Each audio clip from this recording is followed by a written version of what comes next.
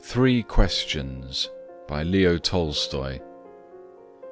It once occurred to a certain king that if he always knew the right time to begin everything, if he knew who were the right people to listen to and whom to avoid, and above all, if he always knew what was the most important thing to do, he would never fail in anything he might undertake. And this thought having occurred to him, he had it proclaimed throughout his kingdom that he would give a great reward to anyone who would teach him what was the right time for every action, and who were the most necessary people, and how he might know what was the most important thing to do. And learned men came to the king, but they all answered his questions differently.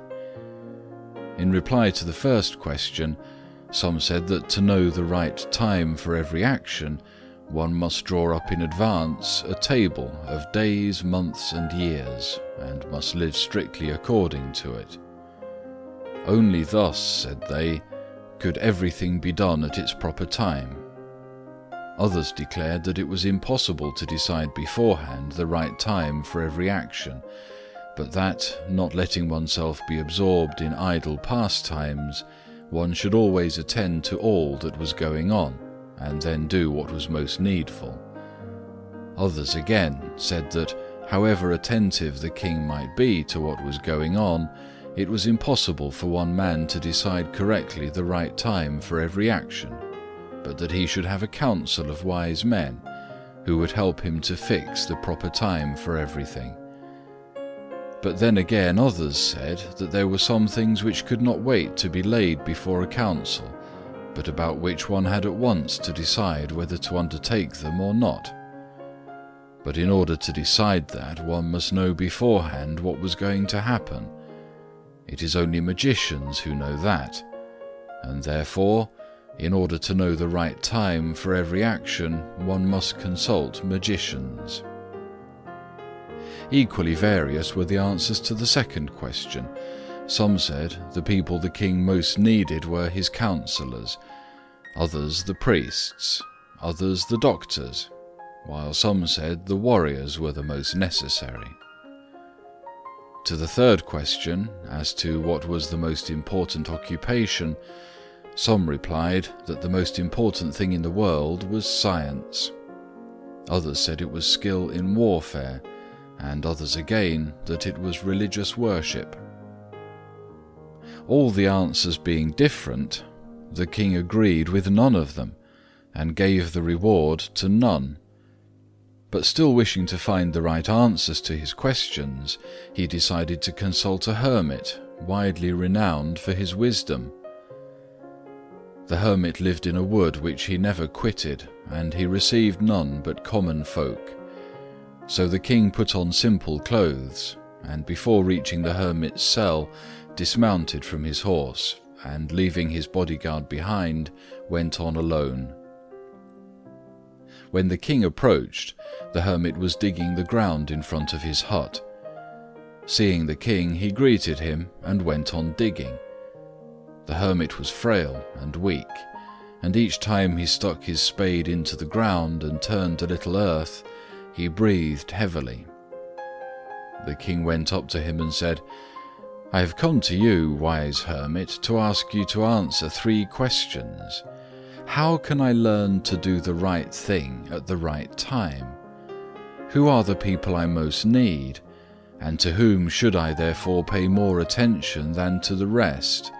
And what affairs are the most important and need my first attention?" The hermit listened to the king, but answered nothing.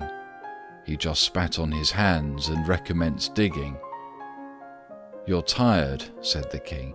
"Let me take the spade and work a while for you." "Thanks," said the hermit, and giving the spade to the king, he sat down on the ground. When he had dug 2 beds, the king stopped and repeated his questions. The hermit again gave no answer, but rose, stretched out his hand for the spade, and said, "Now rest a while, and let me work for a bit." But the king did not give him the spade, and continued to dig. 1 hour passed, and another. The sun began to sink behind the trees, and the king at last stuck the spade into the ground and said, "I came to you, wise man, for an answer to my questions. If you can give me none, tell me so, and I will return home." "Here comes someone running," said the hermit. "Let us see who it is." The king turned round and saw a bearded man come running out of the wood. The man held his hands pressed against his stomach, and blood was flowing from under them. When he reached the king, he fell fainting on the ground, moaning feebly. The king and the hermit unfastened the man's clothing. There was a large wound in his stomach. The king washed it as best as he could, and bandaged it with his handkerchief and with the towel the hermit had. But the blood would not stop flowing, and the king again and again removed the bandage soaked with warm blood, and washed and rebandaged the wound. When at last the blood ceased flowing, the man revived and asked for something to drink. The king brought fresh water and gave it to him. Meanwhile the sun had set, and it had become cool. So the king, with the hermit's help, carried the wounded man into the hut and laid him on the bed. Lying on the bed, the man closed his eyes and was quiet. But the king was so tired with his walk and with the work that he'd done, that he crouched down on the threshold and also fell asleep, so soundly that he slept all through the short summer night. When he awoke in the morning, it was long before he could remember where he was, or who was the strange bearded man lying on the bed and gazing intently at him with shining eyes. "Forgive me," said the bearded man in a weak voice, when he saw that the king was awake and was looking at him. "I do not know you, and have nothing to forgive you for," said the king. "You do not know me, but I know you. I am that enemy of yours who swore to revenge himself on you because you executed his brother and seized his property. I knew you had gone alone to see the hermit, and I resolved to kill you on your way back. But the day passed and you didn't return, so I came out from my ambush to find you, and I came upon your bodyguard, and they recognized me and wounded me. I escaped from them, but should have bled to death had you not dressed my wound. I wished to kill you, and you have saved my life.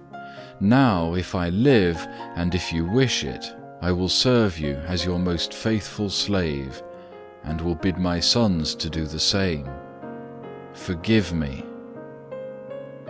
The king was very glad to have made peace with his enemy so easily, and to have gained him for a friend, and he not only forgave him, but said he would send his servants and his own physician to attend him, and promised to restore his property. Having taken leave of the wounded man, the king went out into the porch and looked round for the hermit. Before going away, he wished once more to beg an answer to the questions he'd put. The hermit was outside, on his knees, sowing seeds in the beds that had been dug the day before. The king approached him and said, "For the last time, I pray you to answer my questions, wise man." "You have already been answered," said the hermit, still crouching on his thin legs and looking up at the king who stood before him. "How answered? What do you mean?" said the king. "Do you not see?" replied the hermit.